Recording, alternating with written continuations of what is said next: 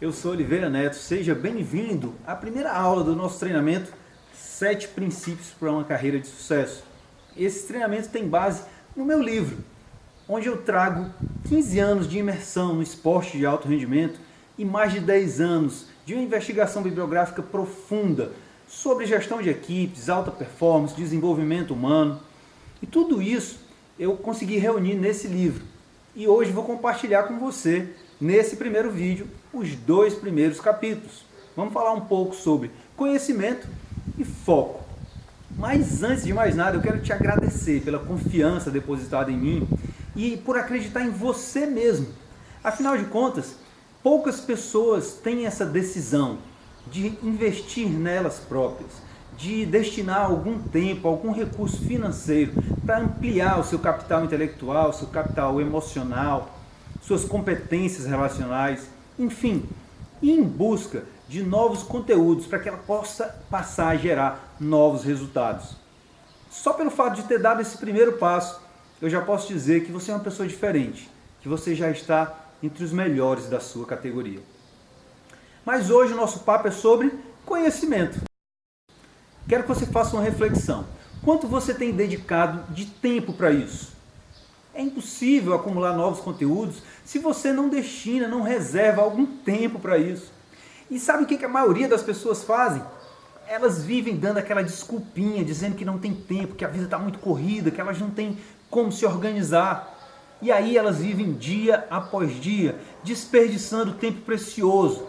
Tempo que ela poderia estar gastando com o aprendizado de novos conteúdos, novas estratégias, novas ferramentas que poderiam levá-las mais longe. Então, olha, o primeiro passo desse nosso treinamento é: você precisa reservar algum tempo para isso. Quanto tempo isso, Oliveira? Terça e quinta à noite é o meu dia de estudar. Segundas e quartas eu faço treinamentos online. 2 vezes por ano eu procuro estar próximo de profissionais mais experientes do que eu para acumular novos conteúdos, para que eu possa adquirir coisas novas. E aí eu começo a reservar tempo para isso. Esse é o primeiro passo. O segundo é reservar algum recurso financeiro. A partir do momento que eu começo a aportar algum recurso ali, que eu reservo algum dinheirinho para investir em mim mesmo, eu começo a valorizar mais aquilo. Sem isso, eu fico à mercê desses conteúdos gratuitos. E olha, os conteúdos realmente valiosos você não vai encontrar de graça. Você não vai encontrar num PDF na internet. O máximo que essa pessoa vai te dar serão dicas superficiais, alguma coisa muito teórica, muito longe da sua realidade. Aquele conteúdo realmente importante, aquele conteúdo de valor, ele só vai disponibilizar para você se você aportar algum recurso para aquilo, se você gastar um pouquinho do seu dinheiro com aquilo. Você é a sua empresa. Portanto, é imprescindível que você reserve tempo para se desenvolver e recursos financeiros para que você possa ter acesso a conteúdos realmente importantes, conteúdos realmente valiosos, que vão mudar a tua performance, que vão mudar o teu resultado. E eu quero que você assuma um compromisso comigo hoje. Que compromisso é esse? O de reservar algum recurso financeiro para investir em você. Você, pessoa jurídica, isso mesmo, você, pessoa jurídica. Você é a sua empresa. Quanto você vai aportar de recurso para continuar crescendo? 1% do que você ganha? 2%? 5%? 10%? Quanto você acha que é o ideal para continuar crescendo, para continuar se posicionando de uma forma diferenciada no mercado? Escolha. Se você quer começar com 1%, não tem problema, mas decide quanto você vai colocar à disposição do seu desenvolvimento, do seu crescimento. Isso é condição prioritária para que você continue se desenvolvendo. Essa primeira estratégia já é uma estratégia campeã, que já vai te tirar de onde você está e já vai te levar para outro nível. Mas existem outras coisas que são importantes, e é sobre isso que nós vamos conversar agora. As pessoas acreditam que precisam se especializar muito cedo e eles deixam de viver outras experiências que vão complementar o seu nível de formação. Antes de me tornar um profissional de educação física, que foi onde eu conquistei a minha atividade principal, primeiro eu participei do curso de administração de empresas. Estudei quase 3 anos e não queria ter deixado esse curso, queria ter levado ele até o final. Mas eu também fui aluno do curso de informática. Quer dizer, antes de ir para a educação física, eu já tinha uma outra visão do mundo dos negócios, do business, do relacionamento humano, de como as empresas funcionam, o que era o planejamento estratégico, que ferramentas eram utilizadas usualmente para recrutamento no ambiente empresarial. E quando eu fui para a atividade física, quando eu fui para o esporte, aquilo ficou muito claro para mim, porque eu tinha um outro olhar, eu tinha uma outra visão, baseada em outros conteúdos.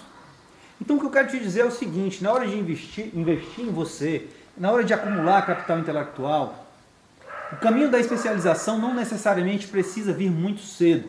O ideal é que você trafegue em várias áreas, conheça diferentes profissionais, experimente coisas novas, porque mais cedo ou mais tarde, eu posso te garantir, esse conhecimento vai te ser útil de alguma forma. E o que é que acontece? As pessoas querem se especializar, e eles terminam restringindo o seu campo de visão, o que os impede de enxergar sobre outras perspectivas e encontrar novas respostas. Então, na hora de investir em capital intelectual, muito cuidado. A hora de se tornar um especialista ainda não é agora, ainda não é no início da sua carreira.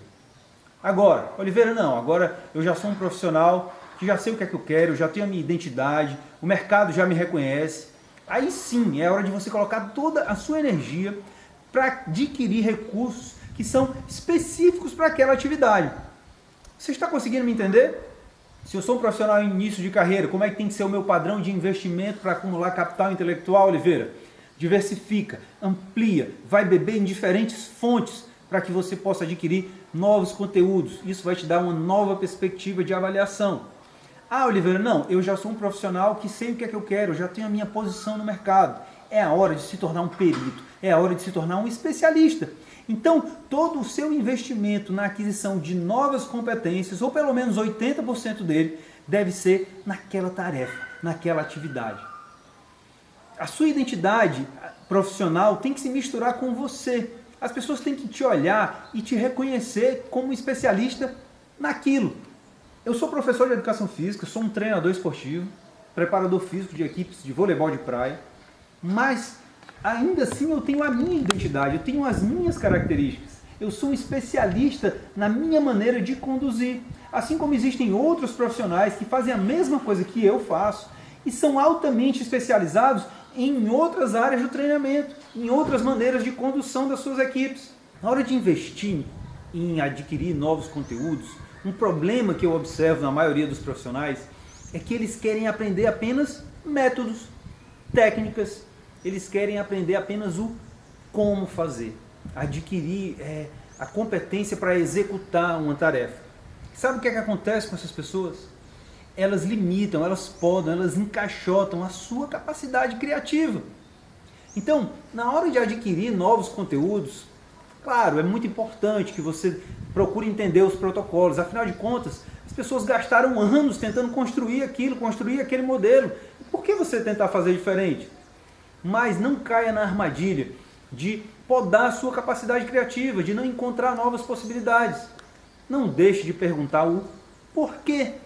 Ao tentar entender apenas o como e entender os processos e tentar apenas replicar um método, eu começo a explorar muito pouco do meu potencial. Você tem potencial para muito mais. Mas como é que eu faço isso então, Oliveira? Dê um pouco mais de atenção a esse tipo de atividade. Atividades que te deem a competência de perguntar o porquê, de entender o que está por trás. E ali, quem sabe, fazer ajustes, fazer mudanças, dar a sua cara, criar, complementar, colocar o seu tempero especial para aquela atividade sair com a sua cara. Na hora de procurar algum curso de formação, procurar se especializar, procurar acumular mais conteúdo, não se limite apenas ao aprendizado de técnicas. Não deixe de lado a sua capacidade criativa. Ao apenas reproduzir um método, você vai ser só mais um. Mas compreender um método, realizar ele com propriedade e ao mesmo tempo saber adaptar da melhor forma para a situação ideal, dar a tua cara, quem sabe até combinar 2 técnicas ou 3 técnicas juntas para adquirir um resultado. Isso sim vai fazer de você um profissional diferente. Tudo bem, Oliveira, eu entendi perfeitamente. O capital intelectual é muito importante para que eu diferencie no mercado. E você já me deu algumas estratégias altamente eficazes para isso. Legal. Mas o que é que eu preciso mais? E aí eu preciso falar com você sobre outras competências que são muito importantes. São as competências relacionais. como andam os seus relacionamentos com as pessoas da sua equipe de trabalho, com seu cônjuge, com seus familiares? Quanto de atenção você tem dado para isso? Deixa eu começar esse tópico te contando uma história. Logo no meu início no vôlei de praia, nós tínhamos algumas pessoas que compunham a nossa equipe.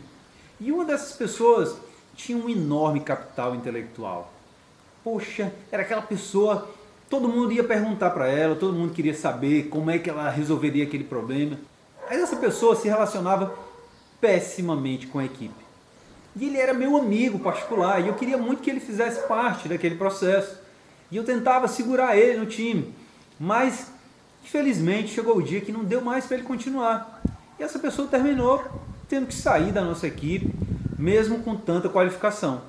Deixou de estar participando de Jogos Olímpicos, Campeonatos Pan-Americanos, circuitos mundiais, simplesmente porque suas competências relacionais não eram boas. E sabe o que era pior? Ele não entendia que isso era importante. Ele dizia assim, quem quiser gostar de mim, que goste do meu jeito. Ele não estava disposto a se flexibilizar, ele não estava disposto a adquirir nenhuma competência que melhorasse o relacionamento dele com os outros. Então, eu tenho mais uma coisa muito importante para te dizer, olha, o capital financeiro, esse capital intelectual, as coisas que você acumula de conhecimento, elas são muito importantes. Mas se você não consegue se relacionar bem com as pessoas, dificilmente você vai conseguir se destacar na carreira. Se você for muito, muito, muito bom, você pode até ocupar um lugar de destaque, um lugar importante no cenário. Mas 85% dos nossos resultados estão vinculados muito mais às nossas relações do que ao nosso conhecimento. Então vamos lá. Como é que eu faço para melhorar o meu relacionamento com as pessoas da minha equipe, com os meus familiares? A primeira coisa é exercitar a empatia. Olhar com o olhar do outro. Isso te dá uma outra perspectiva, diferente da sua. Aquela pessoa tem um outro perfil, tem outros traços de personalidade, se comporta de uma maneira totalmente diferente de você. E quando eu entendo que esse comportamento é apenas uma derivação do perfil daquela pessoa, eu começo a não julgá-la mais e a entender que aquele comportamento é apenas uma expressão dos seus traços de personalidade. Imagina um pai que está com os 2 filhos no metrô, voltando para casa. Esse pai ele está sentado, um pouco triste, e os filhos estão tocando terror dentro daquele metrô, falando alto, incomodando todo mundo. E aquele pai não faz nada. E uma senhora que está ali também naquele mesmo vagão, ela já quase não aguenta mais, ela começa a se mexer. Meu Deus, como é que esse homem não fala nada com essas crianças? Até que ela decide se levantar e vai até ele. E diz, meu senhor, com licença, se o senhor não sabe educar os seus filhos, o senhor pode deixar que eu educo. É inconcebível essas crianças estarem se comportando desse jeito aqui e o senhor não tomar nenhuma atitude. E aquele homem, ele desperta como se estivesse em transe. E ele diz, me desculpe, é que nós acabamos de sair do hospital e recebemos a notícia que a mãe deles faleceu. E até agora eu estou sem saber como eu vou dizer isso para eles. E aquela senhora foi tomada ali, pela surpresa, jamais imaginava que aquilo pudesse acontecer. O que acontece nesse fato, numa casualidade do dia a dia? Aquela senhora interpretou a situação apenas com o olhar dela. Em nenhum momento ela procurou entender o porquê aquele rapaz ou aquele homem estava se comportando daquela maneira. Existia algo por trás daquele comportamento. E o que melhora os nossos relacionamentos é entender que o comportamento das pessoas com as quais nós convivemos são apenas a expressão de traços de personalidade ou de momentos que aquela pessoa está vivendo, circunstâncias que muitas vezes não são as melhores. E aí eu paro de julgar e passo a entender. E esse é mais um passo decisivo para melhorar os seus relacionamentos. E isso o vôlei de praia me ensinou muito rápido. É um esporte que só tem 2 jogadores, eles estão toda hora em conflito, um depende muito do outro, ou seja, a relação está sempre conflituosa, eles estão sempre tendo que convencer um ao outro de alguma coisa. E aí, como é que eu faço?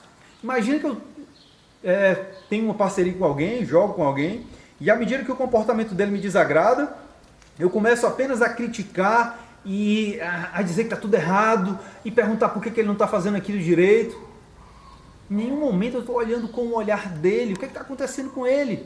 Ele pode estar cansado, ele pode estar inseguro, ele pode estar muito pressionado.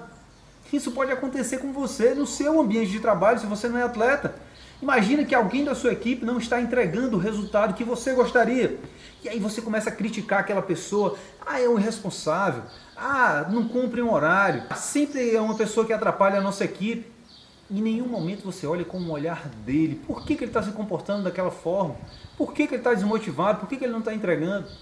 E o primeiro passo no esporte e na vida é esse.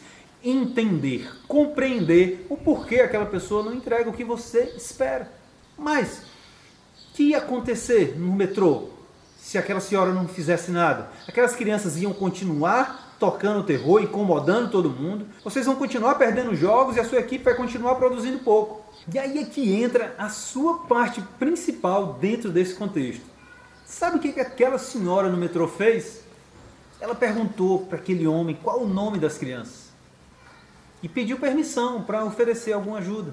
E aí ela chamou aquelas crianças e começou a brincar com elas, conversar com elas. E finalmente elas se acalmaram, dando atenção para aquela senhora. O que foi que ela fez naquele momento? Ela deu uma solução. Mas ela simplesmente podia ter dado uma solução na qual ela não participaria. E aí é a cereja do bolo. Ela ofereceu uma solução da qual ela faz parte. E aí o seu relacionamento começa a melhorar com aquela pessoa.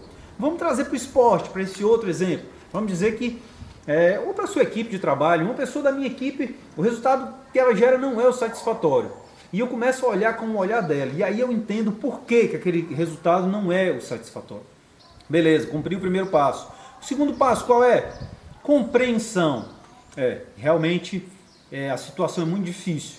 Mas, cumprindo apenas esses dois primeiros passos, nós vamos continuar perdendo, a nossa equipe vai continuar gerando pouco resultado. E o que eu tenho que fazer então, Oliveira? Oferece uma solução para ela, mostra como ela pode sair daquela dificuldade. Olha, se eu jogo com você, você está com dificuldade com esse saque curto, por exemplo, a bola caindo na sua frente, em vez de eu ficar só reclamando que ela não consegue pegar aquela bola, o que eu vou fazer? Olha, adianta um pouquinho e pega mais essa bola curta, deixa que a bola longa eu pego. Eu comecei a dar soluções. E a grande mágica da coisa, nessa solução tem a minha participação. E quando eu participo, quando eu entendo, quando eu compreendo, quando eu ofereço soluções, o meu relacionamento com aquela pessoa só tende a melhorar. E aí, a minha equipe passa a gerar mais resultados. Aquela pessoa passa a gerar mais resultados. E, consequentemente, todos saem ganhando no processo. Muitas vezes nós nos preocupamos muito mais em falar, colocar o nosso ponto de vista. Me diz se isso já aconteceu com você. Conversando com alguém, vocês estão ali debatendo sobre uma determinada temática. O que você está pensando enquanto a outra pessoa fala? Você está muito mais preocupado com o que você vai dizer do que em prestar atenção no que aquela outra pessoa vai te falar. Não é isso que acontece? Já aconteceu comigo várias vezes. Ou seja, ali ficava marcada a minha incapacidade de ouvir. Melhorar relacionamentos é melhorar a sua capacidade de compreender as informações que as pessoas colocam à sua disposição e a partir dali fazer reflexões para mudar o seu comportamento. Mas Oliveira, como é que eu posso exercitar isso, começar a ouvir mais? Olha, nós não ouvimos só com os ouvidos, nós ouvimos com os olhos, nós ouvimos com as sensações. Eu tenho um amigo, ele é médico, o Dr. Ricardo Coelho, ele fala que quando ele está numa consulta com um paciente, ele dá muito mais atenção ao que ele identifica no comportamento do que propriamente ao que a pessoa diz. É como se ela dissesse assim: não, doutor, eu estou sentindo muita dor, estou sentindo tanta dor, você não imagina, está muito dolorido isso aqui, eu preciso tomar algum remédio para isso, eu não estou conseguindo nem suportar de tanta dor que eu estou sentindo. As palavras querem transmitir dor, mas o comportamento transmite alegria, transmite satisfação. Ah, doutor, estou me sentindo bem sim, estou com muita energia, estou pronto para voltar para o trabalho, eu não sinto mais nada. As palavras dizem uma coisa, mas o tom de voz, a emoção que ele transmite, diz outra totalmente diferente. Então melhorar seus relacionamentos é melhorar a sua capacidade de escutar. Mas escutar não só palavras, mas escutar comportamentos, movimentos, expressões faciais. Aí eu consigo entender muito mais aquela pessoa. E o Dr. Ricardo diz que ele consegue dar melhores diagnósticos ele consegue proporcionar melhores protocolos de tratamento, ele consegue identificar melhor o que realmente aquele paciente precisa. Porque ele se dedica a ouvir com atenção máxima, com atenção plena. E ouvir não só com os ouvidos, mas ouvir com os olhos, com as emoções e com as sensações. Para ouvir de verdade, procure se conectar com as pessoas. Olhe nos olhos, tenha atenção aos comportamentos, a tudo aquilo que aquela pessoa quer comunicar. E fique atento também ao que você comunica. Como é que anda o seu comportamento? Suas palavras estão relacionadas, congruentes com aquilo que você quer transmitir? Isso faz toda a diferença para estabelecer melhores relações. Uma outra coisa muito importante é assumir os seus erros. Ninguém quer estar perto de pessoas que estão toda hora dando desculpas, encontrando culpados. Pessoas que assumem os seus erros publicamente conseguem ganhar mais credibilidade com os outros. Por quê? Porque elas entendem que aquelas pessoas são verdadeiras, que aquelas pessoas não escondem nada, que aquelas pessoas assumem as suas responsabilidades. E isso melhora enormemente as suas relações. No futebol a gente vê muito isso, né? O jogador dá um passe errado, por exemplo, ele levanta logo a mão, foi mal minha. É uma tentativa de publicamente pedir desculpas, assumir que foi uma falha dele, na tentativa de manter a conexão forte, manter a relação forte com os seus colegas de equipe. Então uma boa prática é assumir as suas falhas. Assumir teus erros te dá humanidade, te dá credibilidade. Isso vai melhorar enormemente as suas relações. Vai fazer com que você comece a gerar muito mais resultado. Por quê? Porque as pessoas vão passar a confiar mais em você, acreditar mais em você. E a partir de então elas vão se sentir mais tranquilas para delegar tarefas ou para construir alguma coisa coletivamente, construir alguma coisa ao seu lado. Assuma seus erros a partir de hoje, rápido e publicamente, para que isso fortaleça as suas relações. Para concluir mais essa etapa do nosso treinamento, eu quero falar para você da importância de pedir feedback para melhorar os seus relacionamentos. Perguntar às pessoas o que elas acham de você, como elas interpretam, como elas avaliam o seu trabalho, o resultado que você entrega. Mas infelizmente o que a gente mais encontra nas empresas ou nas equipes esportivas é exatamente ao contrário. Quando você quer fazer um comentário sobre a atuação de alguém, normalmente as pessoas ficam reservadas, elas não querem ir. Por quê? Porque elas têm medo da devolutiva, né? De como aquela pessoa vai receber. E na maioria das vezes é assim mesmo.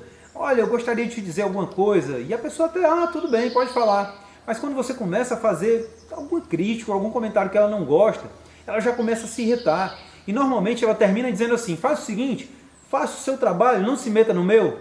Essa pessoa ela não cresce, essa pessoa ela não evolui, porque ela abre mão de um conhecimento muito importante, de um colega que quer dar uma informação que vai melhorar o desempenho dela. Veja só que coisa mais inconcebível. Como eu posso abrir mão de um recurso que vai melhorar a minha performance? Mas é isso que a maioria das pessoas faz.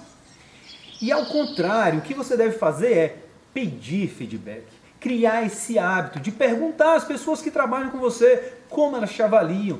Quando eu faço isso, olha só o potencial, o poder que vai além da recepção de uma informação e a mudança de comportamento em direção à alta performance.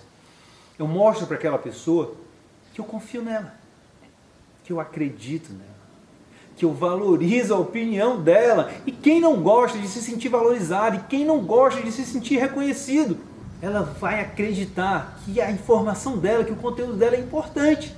E aí ela vai passar a te admirar ainda mais, vai querer estar mais próxima de você e vai retribuir na mesma pedida, vai pedir para que você a avalie. Isso já aconteceu comigo várias vezes. E aí, e o que é que você acha de mim também? E aí vocês começam a estabelecer uma relação de troca, uma relação limpa, uma relação de crescimento, onde um agrega valor no desempenho do outro. Melhorando seus relacionamentos, você pode turbinar os seus resultados. É assim que isso acontece na prática. E é isso que você vai fazer a partir de hoje. Compromisso que você vai assumir comigo e com todas as pessoas que estão fazendo esse treinamento. Amanhã, ou logo depois que você estiver dentro dessa aula, você vai escolher a pessoa a quem você vai fazer essa pergunta. E vai pedir para ela te avaliar.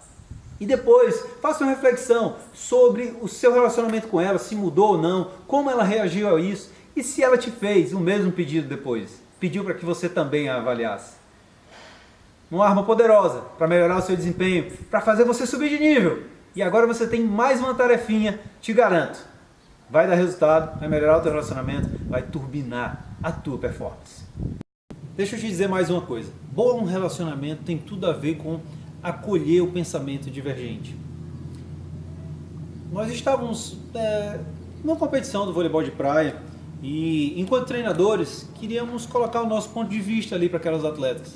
E argumentávamos, mostrávamos por porquê de termos optado por aquela tática de jogo, por aquela maneira de jogar. E elas não aceitaram aquilo. Elas foram para a quadra com o pensamento delas. A gente não brigou, a gente não discutiu, e elas entraram para jogar.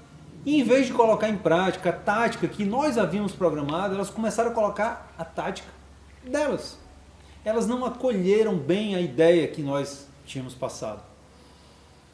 O legal disso tudo foi que elas venceram o jogo utilizando a própria estratégia delas. E depois a gente sentou e conversou e avaliou o nosso desempenho. Porra, foi muito bom. Quando o pensamento é divergente, quando as ideias não casam, não combinam, as pessoas não acreditam naquilo de verdade. E elas vão para a execução daquele projeto, para a execução daquela tarefa, querendo colocar em prática uma coisa totalmente diferente. E se tentam fazer aquilo que foi determinado para elas, não fazem com a intensidade total, não fazem com toda a energia que poderiam, porque de fato elas não foram convencidas daquilo. Então naquele momento o que aconteceu conosco foi bom. Elas não foram totalmente convencidas, não houve o confronto, mas elas entraram na quadra e colocaram a estratégia delas. E naquela estratégia elas colocaram toda a força, toda a energia possível. E isso fez com que elas saíssem de lá com a vitória. Teria sido muito pior se elas tivessem tentado implementar a tática que nós achávamos que era melhor e fazer aquilo com má vontade, fazer aquilo sem a intensidade necessária. A performance delas não iria ser boa e fatalmente elas iriam terminar perdendo aquele jogo. Então muitas vezes, para melhorar o nosso relacionamento, é muito mais valioso acolher a ideia divergente, mesmo que você não concorde com ela, e se tentar colocar aquilo em prática, colocar com toda a sua energia. E se você não conseguir fazer isso, utilize a sua própria estratégia. Aí você vai colher o resultado que você tanto deseja. E depois, pare, chame as pessoas, faça uma reflexão, converse sobre aquilo e encontre qual seria o modelo ideal. E aí, pessoal, tudo bem? Vamos continuar o nosso conteúdo. Novo cenário para falar de uma outra temática. Competências emocionais. Como ser um profissional de alta performance, como ser um atleta campeão, sem saber lidar com esse turbilhão de emoções que fazem parte da nossa vida. Dor, raiva, frustração, angústia, ansiedade, medo. Tudo isso faz parte da vida de um atleta e faz parte da sua vida também. Como lidar com tudo isso? A primeira estratégia para você vencer essa barreira de lidar com as emoções é desenvolver o seu senso de certeza. Acreditar na vitória. Quando eu comecei a trabalhar com esporte, você não vai acreditar nisso. Eu não tinha nenhum senso de certeza. Eu achava sempre que a gente ia perder. Eu achava que a minha equipe era mais fraca. Eu costumava até torcer para as equipes mais fracas para não me decepcionar, porque eu já acreditava na minha inferioridade, na minha incapacidade. Mas quando eu comecei a trabalhar com esporte, com o vôlei de praia, eu tive o prazer de me juntar com outras pessoas, com atletas e outras pessoas da comissão técnica, que tinham esse fator elevadíssimo, que eles iam para o campeonato achando que iam ganhar, achando que iam ser os primeiros. E o que aconteceu? Eu comecei a me contaminar com aquilo, eles começaram a me contagiar. E hoje eu não vou para nenhuma competição sem achar que nós vamos ter um excelente resultado, sem achar que eu vou me sair muito bem. Olha só, desenvolver o senso de certeza. Caracas, isso é muito importante para melhorar o seu resultado, para melhorar o seu desempenho. Mas como é que eu faço isso? Começa a conviver com pessoas que têm isso e permite que elas te contagiem com esse sentimento. Uma coisa muito parecida aconteceu comigo quando eu ainda estava lá no ensino médio. Eu mudei de escola e quando eu fui para essa outra escola eu era muito encabulado, envergonhado. E as pessoas que me acolheram lá eram aqueles que estudavam mais, aqueles alunos que não eram muito populares. E eles foram me ensinando a estudar. estuda 1 hora por dia assim, faz assim, assado. Eu começando a conviver com eles. E sabe o que foi que aconteceu? Minhas notas começaram a melhorar e eu começava a ter certeza de que eu era capaz, de que eu podia, de que eu sabia fazer. Desenvolver o senso de certeza. Como? Convivendo com pessoas que possuem essa competência, que possuem essa capacidade. Elas vão te influenciar se você permitir. E quando você menos esperar, você vai estar gerando muito mais resultados, simplesmente porque você passou a acreditar mais em você mesmo. O contraponto disso é limitar aqueles pensamentos que nos impedem de evoluir. Sabe quais são eles? Eu não posso, eu não consigo, é difícil demais para mim. Vamos deixar do jeito que está. Olha, não mexe no que está quieto. São crenças, são pensamentos que nos limitam, que nos impedem de realizar, não é verdade? E olha, eles parecem um carrapato quando eles grudam na gente, quando eles grudam na nossa pele, eles começam a sugar a nossa energia e você começa a não produzir mais nada.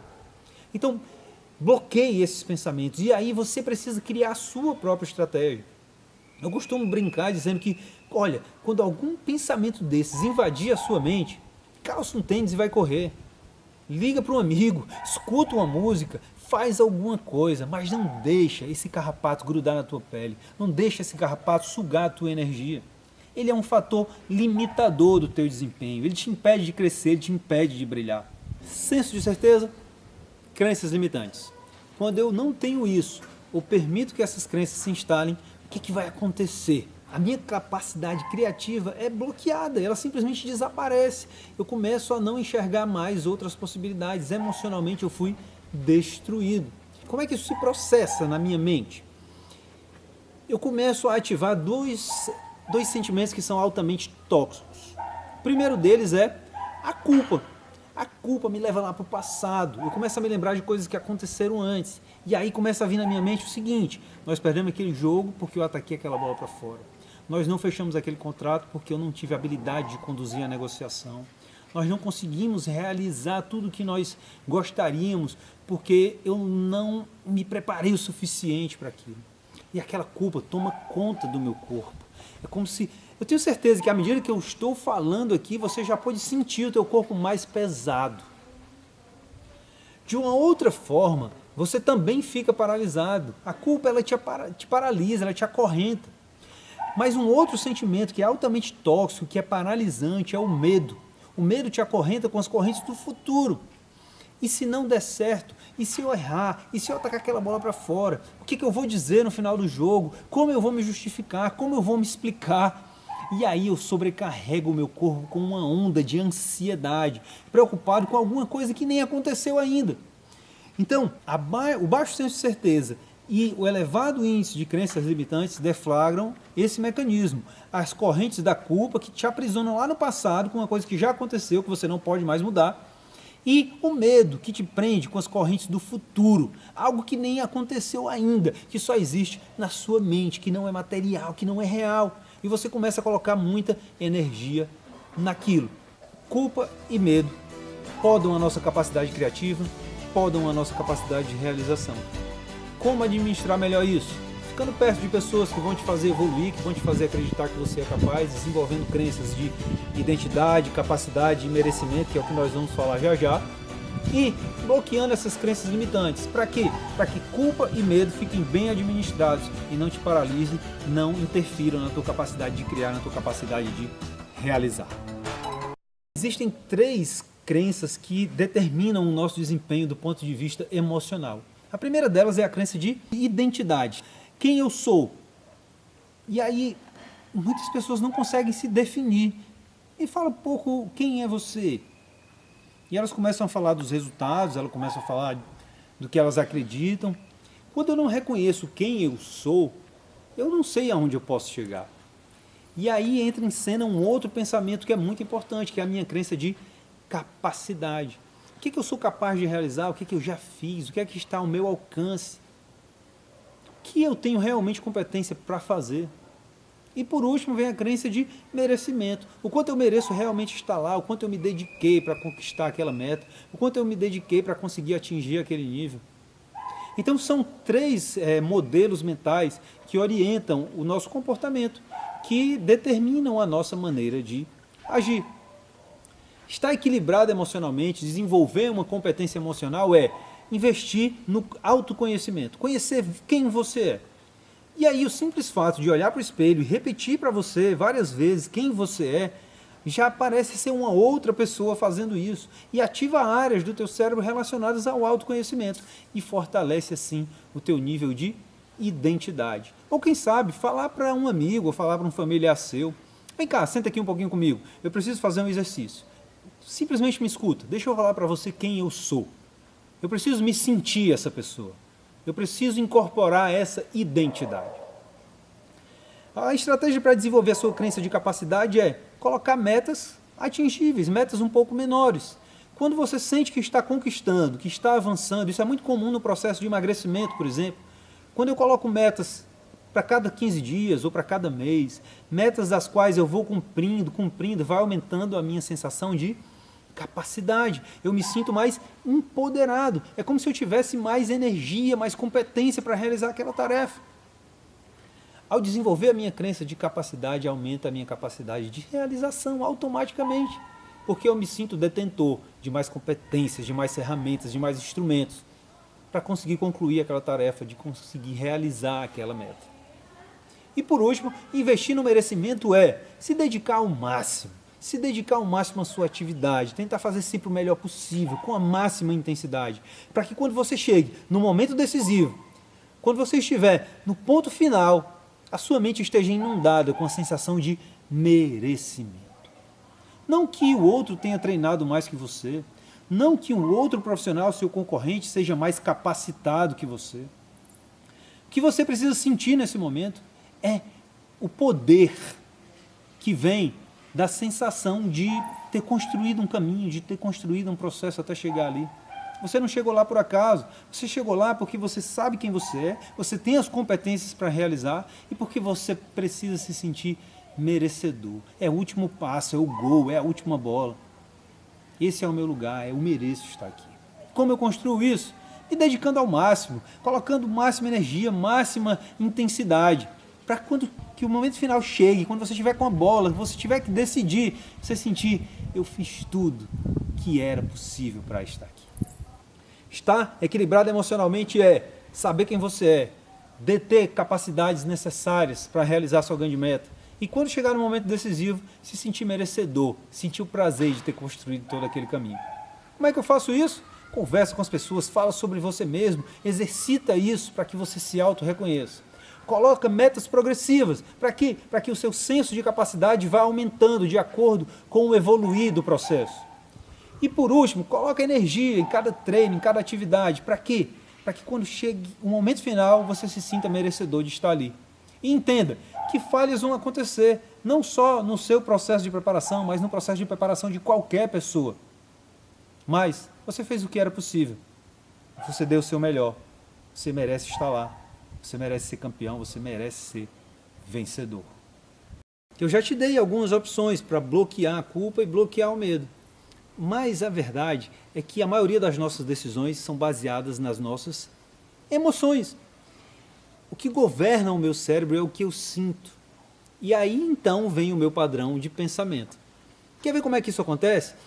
É mais ou menos assim, quando você quer muito alguma coisa, quando o teu sentimento funciona a favor da realização daquilo, você começa a criar justificativas e a explicar para você mesmo que aquilo é realmente importante. Isso acontece muito, eu nem gosto de dar esse exemplo.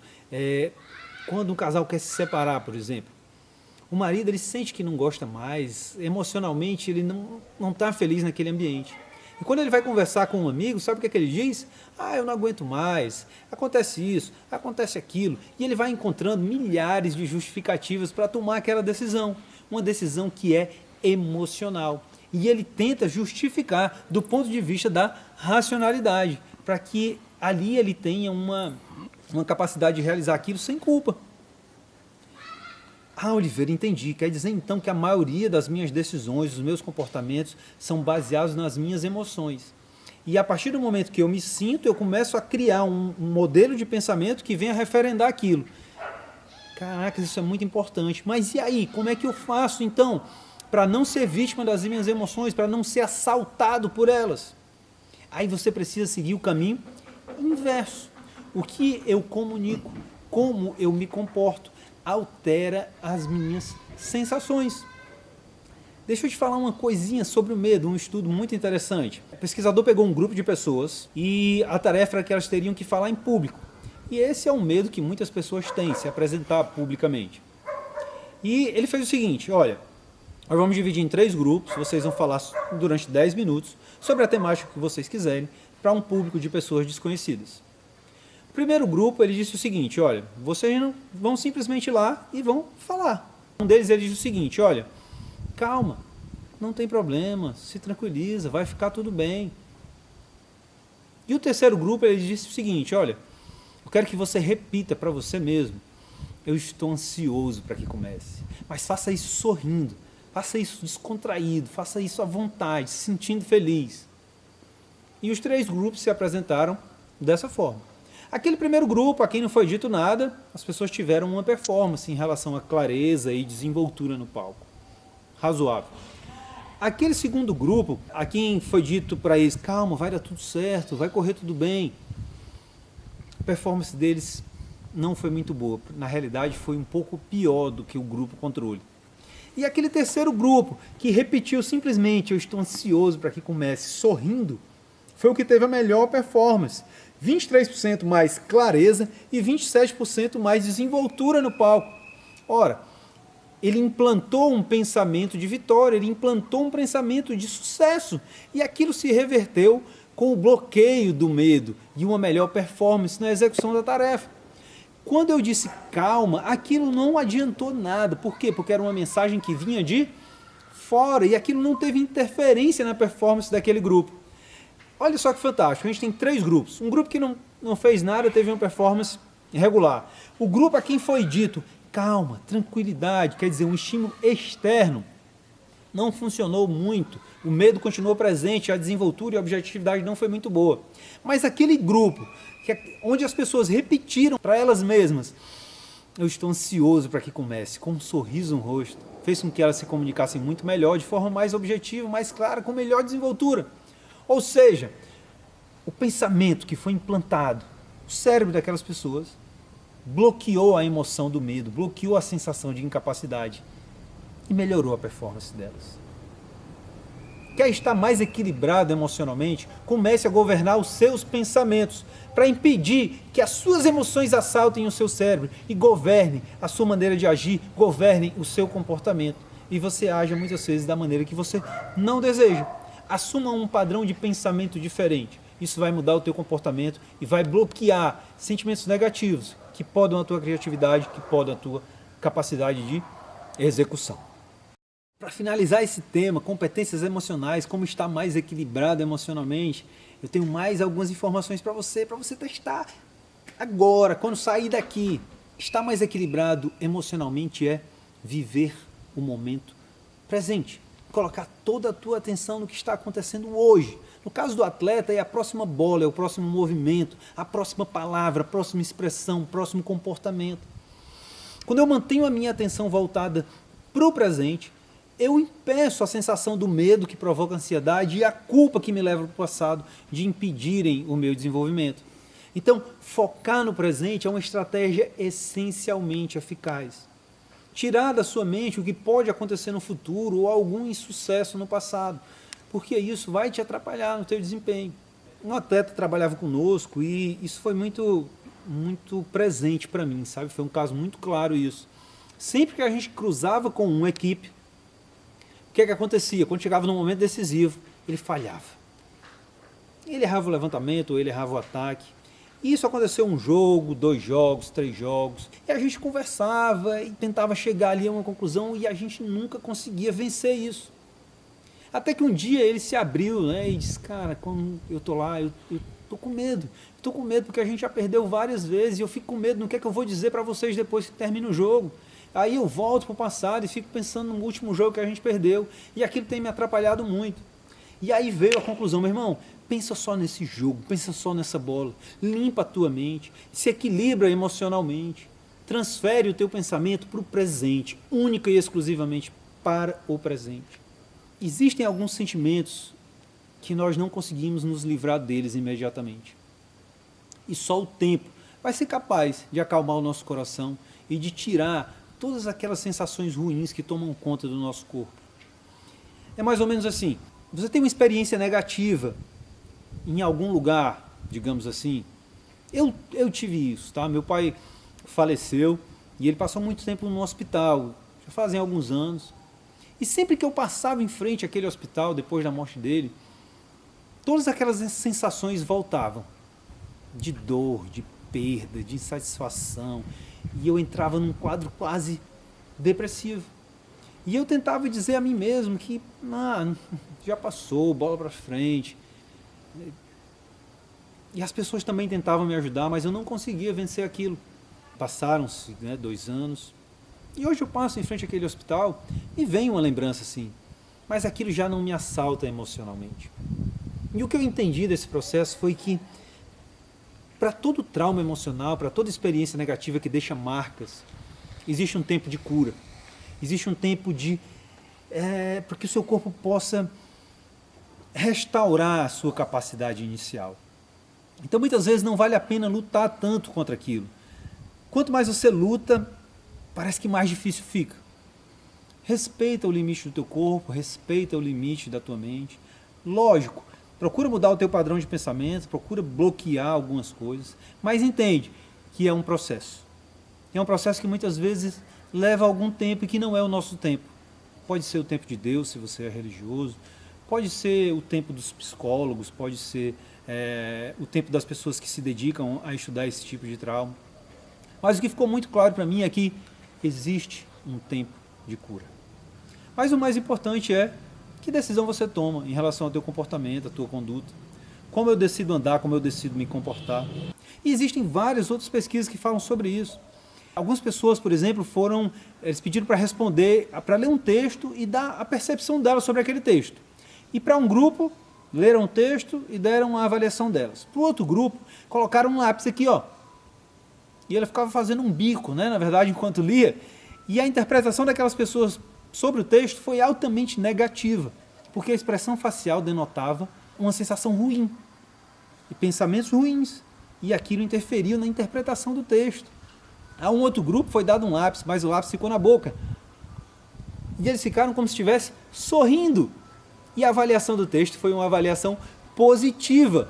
O que eu decido comunicar com o meu comportamento, com as minhas atitudes, provoca uma onda de sensações no meu cérebro que muda a minha interpretação da realidade, controlando as minhas emoções, proporcionando que eu seja mais criativo, mais eficaz, mais producente.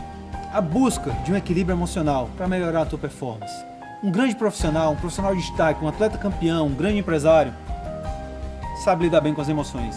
E eu acabo de te dar estratégias altamente eficazes para você colocar isso em prática. E a partir de hoje, começar a colher muito mais resultados com um novo modelo de comportamento, com uma nova forma de pensar.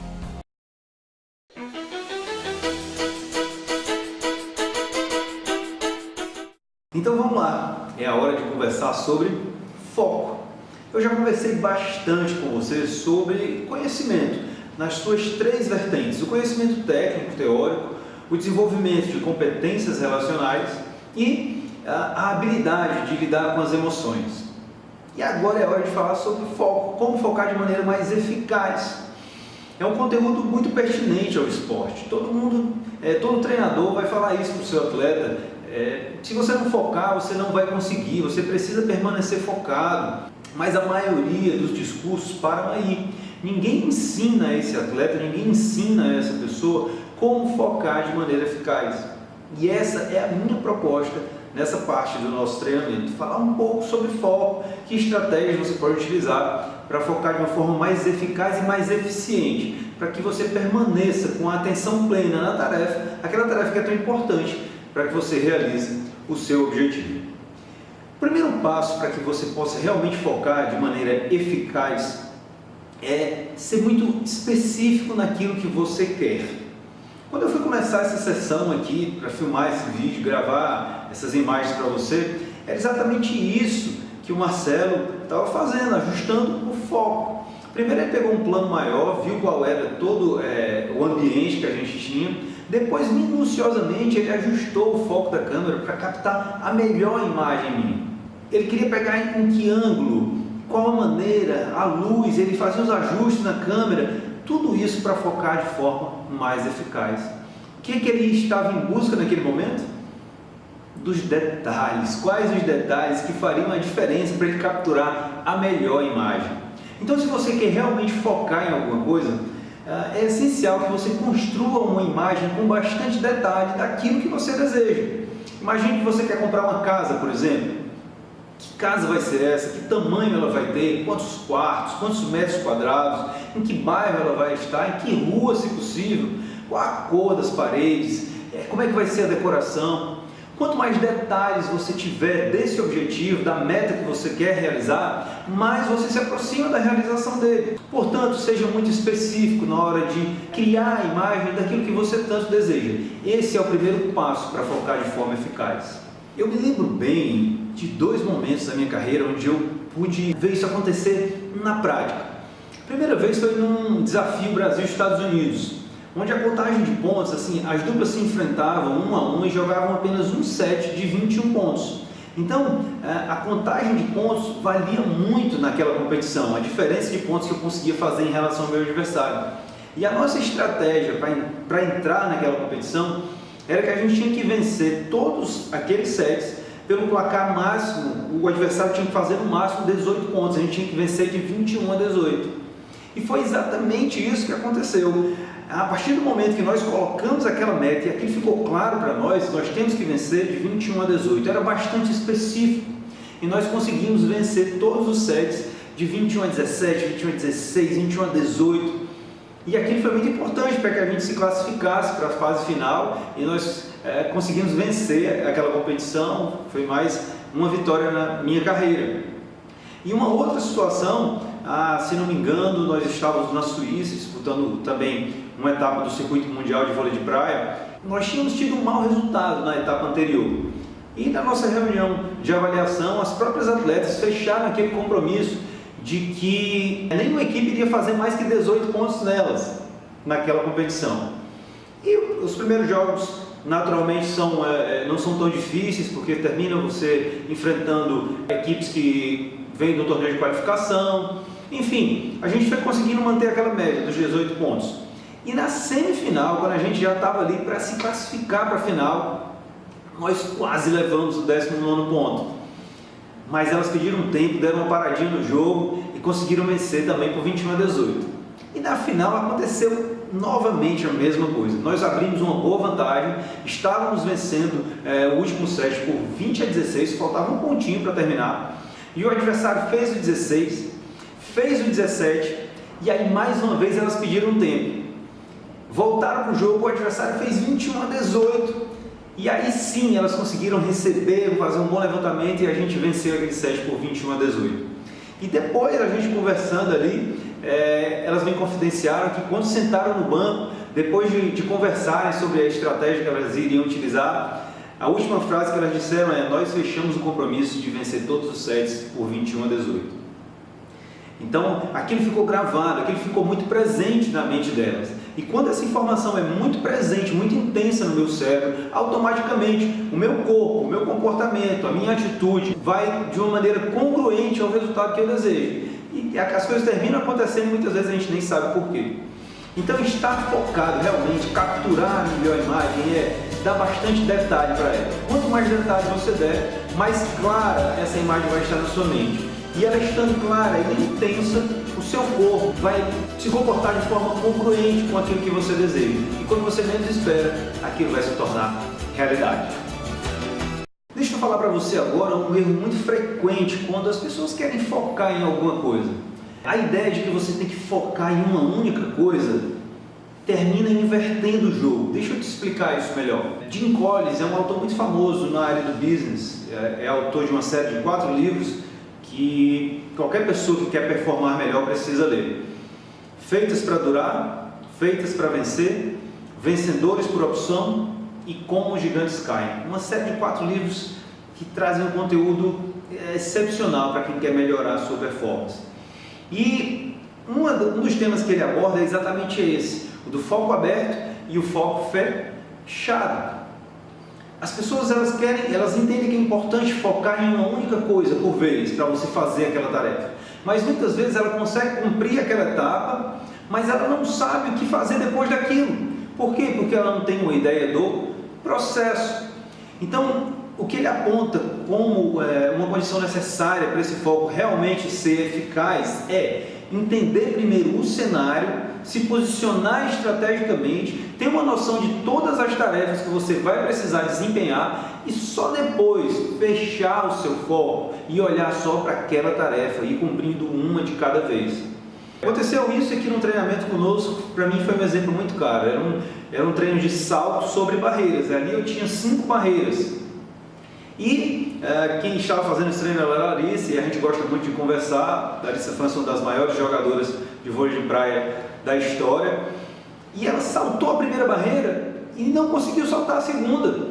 E o Oliveira está muito longe, a primeira para a segunda, peraí, vamos ajustar. E a gente tentou consertar aquilo. E ela saltou de novo e não conseguiu. Aí ela deu uma parada, olhou, viu que tinha 5 barreiras, se concentrou. E aí ela foi lá e executou os 5 saltos, passando por cima das 5 barreiras.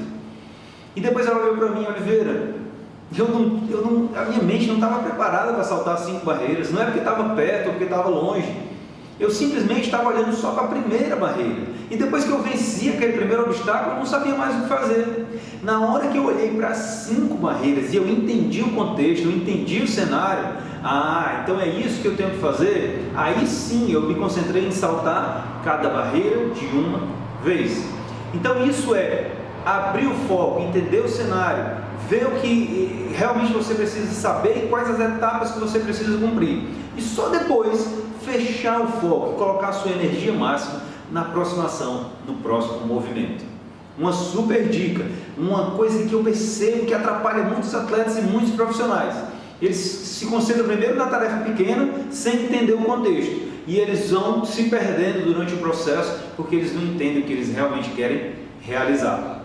Mais uma coisa que eu preciso te dizer é o seguinte, o nosso cérebro não consegue fazer 2 coisas ao mesmo tempo. Esse mito do multitarefa, na realidade, nos atrapalha muito. Nós tentamos colocar nossa energia em várias coisas ao mesmo tempo, e o que acontece? Nosso desempenho piora em todas elas. Oliveira, mas eu consigo conversar e escrever um texto ao mesmo tempo, eu consigo dirigir e escrever mensagens. Será que você consegue mesmo? Por favor, não faça isso. Quando você estiver dirigindo, não fique no seu celular, é muito perigoso. O seu cérebro não consegue coordenar essas 2 atividades. Oliveira, mas eu consigo caminhar e conversar. Ótimo. Agora imagina que essa mesma caminhada simples que você daria conversando com um amigo, você tivesse que fazer essa caminhada atravessando a distância entre 2 prédios, e esses prédios tivessem 50 metros de altura. Você conseguiria caminhar e conversar ao mesmo tempo? É bem provável que não.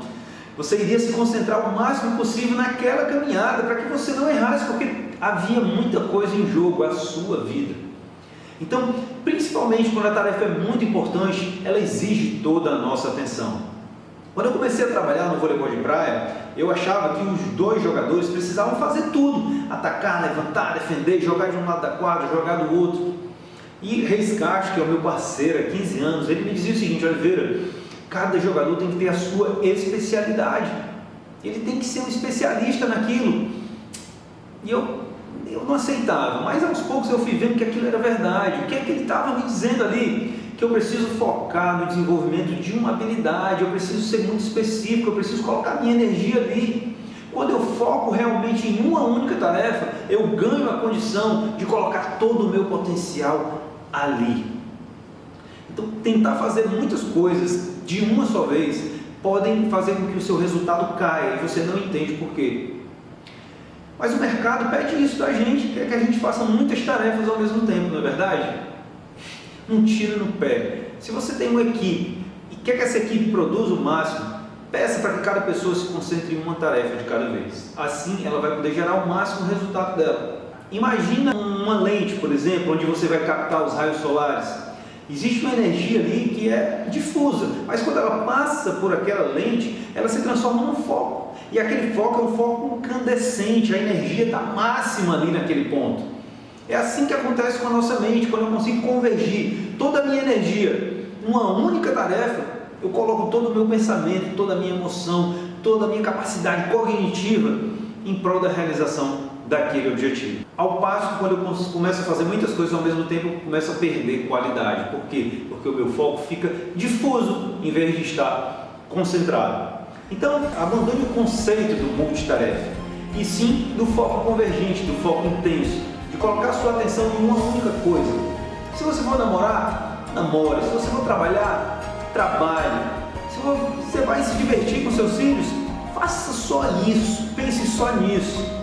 Aí sim você vai viver aquele momento integralmente, colocando toda a sua energia e extraindo o seu máximo potencial.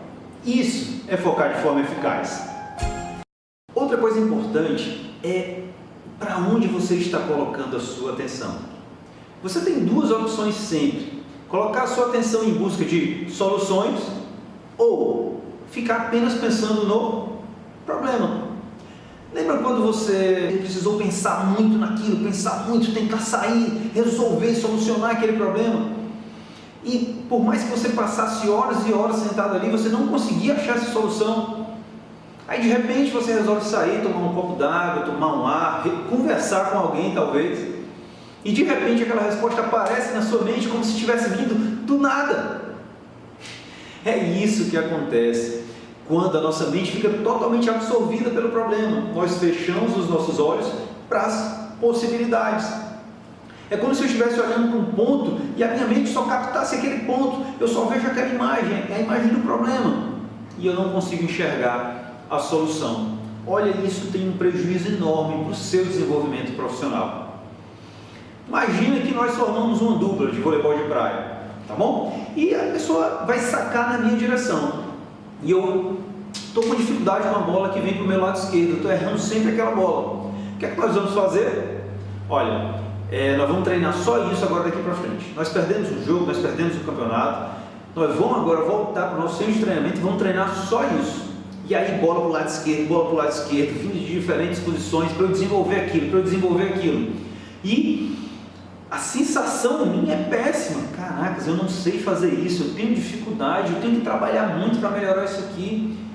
O foco está onde? Ele está até eficaz, porque ele está numa única coisa, mas ele é contraproducente para você, porque ele está no problema. E isso aumenta a tua irritabilidade, aumenta a tua sensação de incapacidade. Focar no problema é a pior estratégia para você sair de uma determinada situação que te causa algum constrangimento ou desconforto. Oliveira, quer dizer que eu não posso então pensar nos problemas, eu tenho que fazer de conta que eles não existem? Não é isso que eu estou dizendo. O que eu estou dizendo para você é que deixar que a sua mente fique totalmente absorvida pelo problema impede você de criar, impede você de imaginar como você pode sair daquela situação. E como é que eu deveria fazer então? Eu ia treinar sim a bola do meu lado esquerdo, era uma dificuldade, precisava ser melhorada. Mas ao mesmo tempo eu ia treinar minhas outras competências, para não deixar que aquilo atrapalhasse. E aí eu ia continuar treinando normalmente e ia dedicar, quem sabe, um pouquinho mais de atenção para corrigir aquele erro. Mas colocar toda a minha atenção apenas na falha, apenas no erro, traz uma sensação muito ruim de incapacidade e não melhora o seu desempenho enquanto profissional. A ciência do foco é equilibrar a sua atenção, não colocar toda a atenção no problema, porque isso pode a tua capacidade criativa, mas também não fazer de conta que ele não existe. Eu equilibro a atenção que eu dou para o problema e ao mesmo tempo eu continuo dando atenção àquilo que já é bom, porque aquilo me causa uma sensação de bem-estar, me causa uma sensação de capacidade, e aí eu começo a produzir muito mais. Então, focar de forma inteligente, focar de forma realmente que te leva mais adiante é dar atenção ao problema, mas não permitir que ele ocupe toda a área do seu cérebro, que ele consuma toda a sua energia, porque isso não vai te fazer andar para frente, vai te proporcionar sentimentos tóxicos que muitas vezes nos paralisam e nos impedem de evoluir. Então, daqui para frente, se há um problema, claro, tenta solucionar ele, mas não coloque toda a sua atenção ali, porque isso não vai te trazer o resultado que você deseja. No primeiro capítulo, quando eu falava sobre conhecimento, eu chamei a sua atenção em dar atenção à aproximação, fazer o que é importante, não se transferir muito para o passado ou para o futuro, porque aquilo terminava despertando emoções e sentimentos que em nada melhoram a tua performance naquele momento. E eu prometi que eu ia aprofundar um pouco mais isso quando eu estivesse falando sobre foco. E é isso que eu vou fazer agora. Esse conceito que eu vou trazer para você hoje é baseado no livro O Poder da Ação. O autor chama-se Paulo Vieira, ele fala muito bem sobre foco, eu gosto muito da abordagem dele sobre esse assunto. E uma das categorias de foco que ele administra, que ele coloca nesse livro, é o foco temporal. O que é isso, Oliveira? Foco temporal? Para onde está indo a minha atenção? Para o passado? Para o futuro? Ou eu estou realmente dando atenção para o presente? Para o que está sob o meu controle direto, para aquela tarefa que eu posso interferir, que depende de mim. Isso é focar de forma eficaz. Colocar a sua atenção naquela tarefa que depende de você e está ao seu alcance, sem se transferir para o passado e para o futuro. E aí, eu cito Paulo no meu livro, colocando ali 3 gráficos que ele considera os gráficos ideais para que você tenha uma atenção focada ou orientada para o momento presente. No primeiro gráfico ele coloca o seguinte: pessoas que voltam muito para o passado, que colocam ali cerca de 80% da sua atenção para coisas que já aconteceram, apenas 10% no presente, 10% no futuro, essas pessoas tendem a ter um quadro depressivo, porque elas se sentem incapazes, elas estão dando a sua atenção para coisas que já aconteceram, que elas não podem mais modificar. Então, dar foco, dar atenção em coisas que estão lá no passado, em nada te auxiliam no momento presente. Da mesma forma, se eu transfiro o meu foco, a minha atenção para o futuro, ou seja, eu viajo e fico 55% do meu tempo pensando lá no futuro, 20% no passado e apenas 25% no presente, eu também não consigo fazer muita coisa. Por quê? Porque o meu foco, a minha atenção está em algo que ainda não aconteceu, que não é real, que não é concreto, não é material. Se não é material, eu não consigo entender que aquilo é importante para mim. O que é importante para mim é o que está ao meu alcance. E aí você starta um mecanismo de ansiedade, medo, com medo do que pode acontecer. E a sua mente começa a funcionar de uma maneira que não é a maneira ideal para você gerar resultado. Oliveira, como é que é então a melhor maneira de focar? Olha, segundo Paulo Vieira, a melhor maneira de focar é assim: você vai pensar no presente 55% do seu tempo, mais da metade do seu tempo você está no presente. Em alguns casos até 65%. 25 ou 15, você vai lá para o futuro, que é para saber aonde você quer ir, aonde você quer chegar, aquele desenho que você criou, que é aquela imagem com detalhe que eu te falei no começo da nossa conversa sobre foco. E você vai lá no passado, apenas 10% do seu tempo, para aprender com alguma experiência exitosa ou com alguma falha que você cometeu, que você não pretende cometer no presente, para que não altere o seu futuro. O modelo de foco ideal, o modelo de foco eficaz é 65% de atenção no presente, aproximação, que está sob o meu controle direto, aonde eu posso intervir, aonde eu posso modificar. 10% no passado, para aprender com alguma coisa que aconteceu lá. E 25% no futuro, para que eu mantenha clara na minha mente a imagem que eu tanto quero tornar real, a imagem que eu quero tornar concreta. Esse é o modelo de foco ideal, colocar minha atenção toda no presente. Esse é o conceito de foco temporal. Para onde está indo sua atenção? Você tem navegado muito no passado, tem ido muito para o futuro? Talvez seja esse o motivo de você não conseguir concentrar a sua atenção no que realmente interessa. Talvez seja esse o motivo de você não estar gerando tantos resultados como você poderia. Fica atento nisso. Para onde está indo sua atenção? Modifica o teu comportamento, modifica o teu padrão, vai em busca de melhores resultados. Olha, falar de foco é falar de uma visão limpa, não é verdade? Sem impedimentos, sem nada que te atrapalhe. E aí eu já quero te fazer uma pergunta de cara, antes de começar a falar um pouco mais sobre isso. O que é que te faz perder o foco? O que é que tira a tua atenção? O que é que hoje te impede de realizar essa meta tão ousada, esse sonho que é tão importante para você? Olha, todos nós temos fatores que tiram a nossa atenção. Podem ser fatores físicos, alguma coisa que te atrapalha, que rouba a tua atenção, uma luz muito forte, um barulho, ou alguma coisa que te faz perder a tua atenção. Pode ser um distrator social, ou seja, teus amigos, sua família, pessoas que, eu estou focado em emagrecer, mas o teu amigo todo final de semana te chama para ir para o rodízio de massas, ou para ir para um barzinho tomar chopp. Então é um distrator social, é algo que tira o teu foco, tira a tua atenção. E tem o distrator emocional, que são sensações que assaltam o nosso cérebro e nos tiram daquele caminho que a gente traçou, é o caminho que a gente vai seguir para chegar onde tanto desejamos. E aí a minha pergunta começa a fazer mais sentido agora para você, não é verdade? O que é que tira o seu foco? Quais os distratores físicos, sociais e emocionais que te impedem de chegar onde você tanto deseja? Focar de forma eficaz significa eliminar esses distratores, limpar todo esse lixo, limpar todos esses elementos que te impedem de ver claramente aonde você quer chegar. É como se eu estivesse caminhando em direção a um lugar onde eu quero chegar e na minha frente, durante aquele percurso, uma série de coisas entrassem na minha frente, me atrapalhando, fazendo com que eu tivesse que me adaptar àquela situação. Esses são os distratores. Quais são os seus? É importante que você possa identificar, esse é o primeiro passo. O que é que hoje tira a sua atenção? Deixa eu contar uma história para você. Eu fui visitar um amigo na cidade do Porto, ele estava fazendo um doutorado em análise e controle do treino, envolvido com esporte, e eu aproveitei para conhecer a Universidade do Porto e passei 10 dias com ele lá, participando de alguns eventos, desenvolvendo algumas atividades lá. E ele estava terminando de escrever a sua tese de doutorado. E me incomodava, quando ele tentava escrever e o celular estava em cima da mesa. E toda hora o celular, e ele pegava, respondia. E quando a gente saiu à noite para jantar, ele disse: "Poxa, Oliveira, eu estou com muita dificuldade de terminar de escrever a minha tese. Toda hora alguma coisa tira a minha atenção, tem alguém falando comigo." E eu disse: "Olha, como é que você quer fazer isso com o celular do teu lado? Toda hora aquele celular está tirando a sua atenção."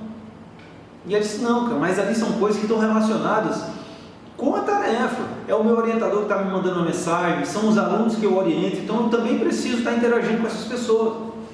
E eu disse para ele: "Olha, vai ser impossível você terminar de escrever o seu trabalho se você não se desligar desse celular. Vamos fazer o seguinte, amanhã deixa o teu celular comigo, eu vou ficar com ele.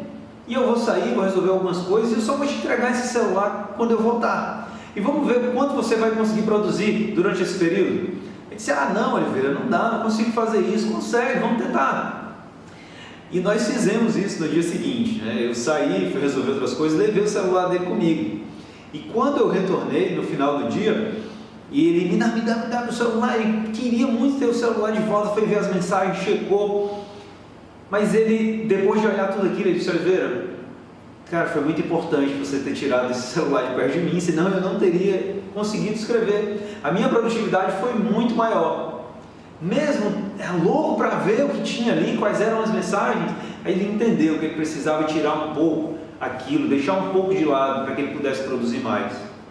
E você, o que é que você precisa tirar? O que é que te atrapalha hoje? O que é que te impede de realizar muito mais?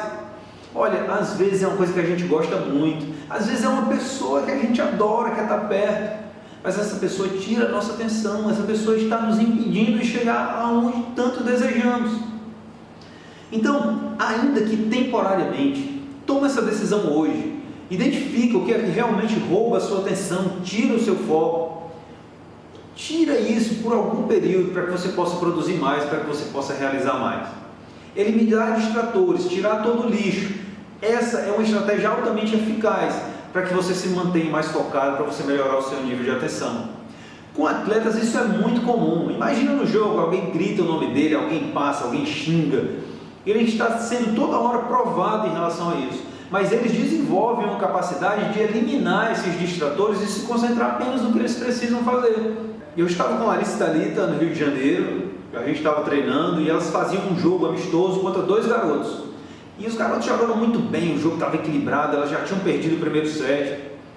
E no segundo set, quando eles trocaram de quadra, eu estava ali atrás da quadra e fui eu que dei a bola para o garoto pegar e sacar.